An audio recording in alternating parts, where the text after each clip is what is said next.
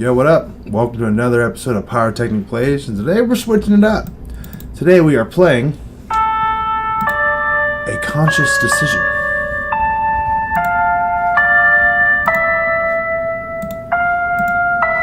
I have absolutely no idea what this is, so let's check it out.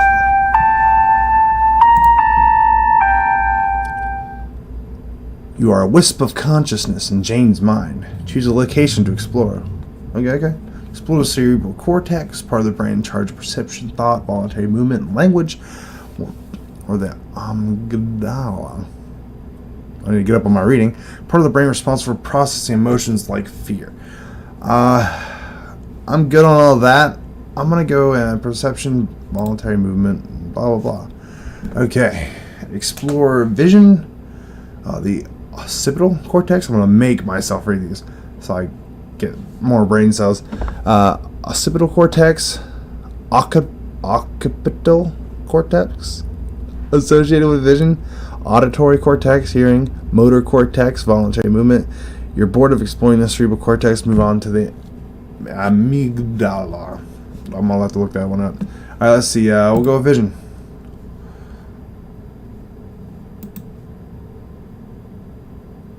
Looking out through Jane's eyes, you see a sea of miniature buildings. The expanse beneath you, framed by a golden sunset. Nice. You can't help but admire the beautiful scene before your eyes. Okay. Auditory cortex.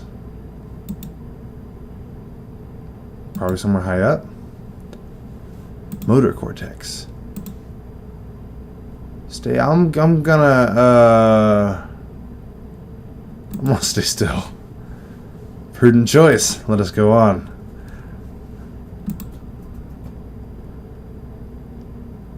It's empty. Is that even normal? Shouldn't there be some sort of fear in everybody? Fear of heights? Fear of big open skies? Fear of death? Maybe there's some sort of hidden fear somewhere. Trigger the amygdala in an attempt to find Jane's hidden fear. I don't want to do that. Remains eerily blank and quiet. Something is wrong, but you do not know what. You want to leave immediately. Proceed to explore the hippocampus, part of the brain associated with memory. See, this is just... I don't want to do that. If this was like... If I was actually, controlling somebody, I wouldn't want to trigger a bad memory. I want to trigger a happiest memory. An image of Jane being hoisted on the shoulders of the teammates as she lifts a huge golden trophy lights up in her mind. Her first race, her first win. You sense Jane take a step backward, away from the edge that so calls to her. Her parents are in the stands cheering for her. Her teachers are beaming at her. Another step backward. But then she remembers, I just realized what I'm playing. In 9ZTX, what the fuck? Everything going wrong. Darkness floods into her mind, washing you, this puny speck of her consciousness, away into oblivion. Oh shit, what have I got?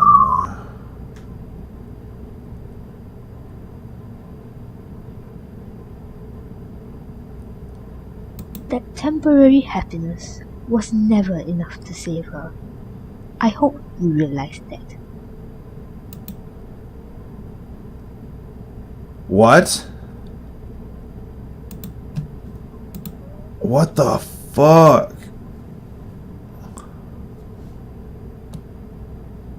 So I went like full goodness and it did not matter at all. What the fuck? Alright. Bad memory. Everything has started going wrong after the fall. I'm trying down just a little bit.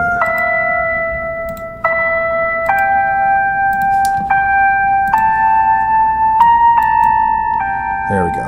Okay. Everything has started going wrong.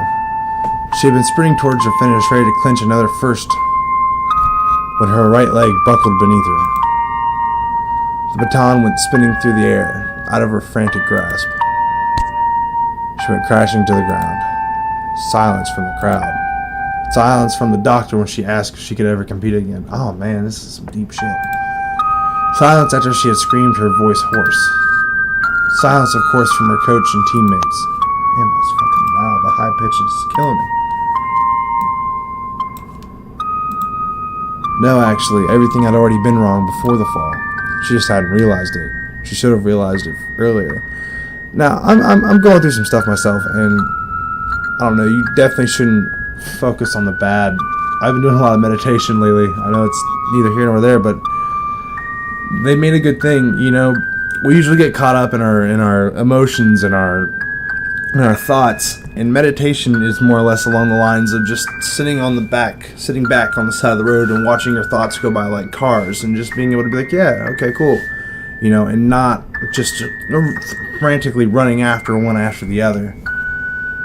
I don't know, it's a thought that's calmed me lately, so hopefully it can calm you.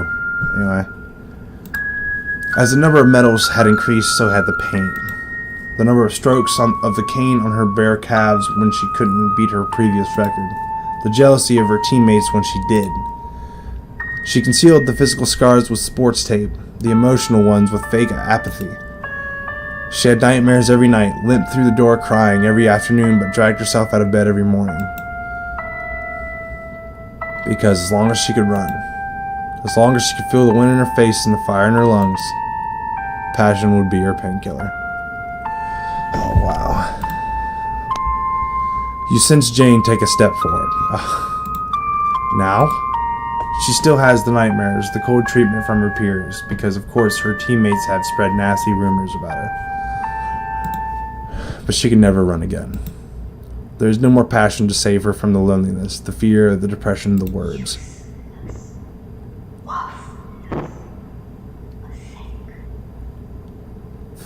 Get out of here, Fred. Whisper through her mind.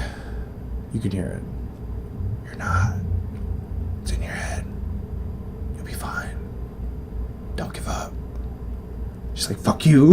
And that is why you, my little whips of consciousness, are here to save. Alright.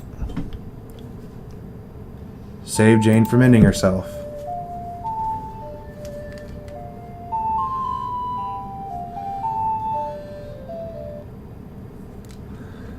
Alright, let's save her. Or the hippocampus. What will we do? Recall her mother's words or her father's words? Now this could be tricky. Alright, I can save, so we're gonna quick save and save in general. Oh wow, it's like Doki Doki. Okay, save. Return. Okay, cool. We're gonna go mother. Mother is usually a little more comforting than the father most of the time. You may not understand now, Jane, but Mama wants you to leave with me and be happy.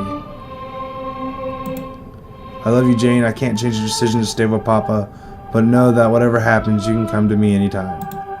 I'll always be there for you. Turns out that Jane's father is her coach and her mother divorced him after he started roughhousing Jane in the name of training her to be a world-class athlete. Her mother wanted to take Jane with her, but Jane refused. She thought that by leaving with her mother, she was being weak, unfaithful to her passion. And who else implanted that thought in her mind but her father? Her father had always been the harsh, unyielding one. Her mother, the patient and forgiving one. Back to the present. You sense tears pooling in Jane's eyes.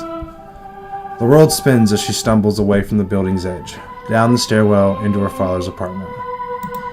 Oh, as she shoves her below. Oh no, I didn't mean to do that.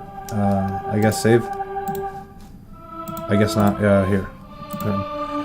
She shoves her belongings into an empty suitcase. You sense a new resolve blossoming in her mind, pushing away the darkness that occupied it moments ago. Jane leaves the apartment, suitcase in one hand, unsent letter scrawled with her mother's address in the other, and heads off into the sunset to find her mother. Her mother who loves her. Her mother who has told her that it is not weak to leave behind the torment of the past for a better future. Yes. Congratulations. You have saved Jane. Alright, I am not going to delve into this further. I do not want this girl to kill herself. So, that is all for this episode of Pyrotechnic Plays. We saved Jane together. Thank you guys for watching, and I'll see y'all on the next one. Stop streaming, stop recording.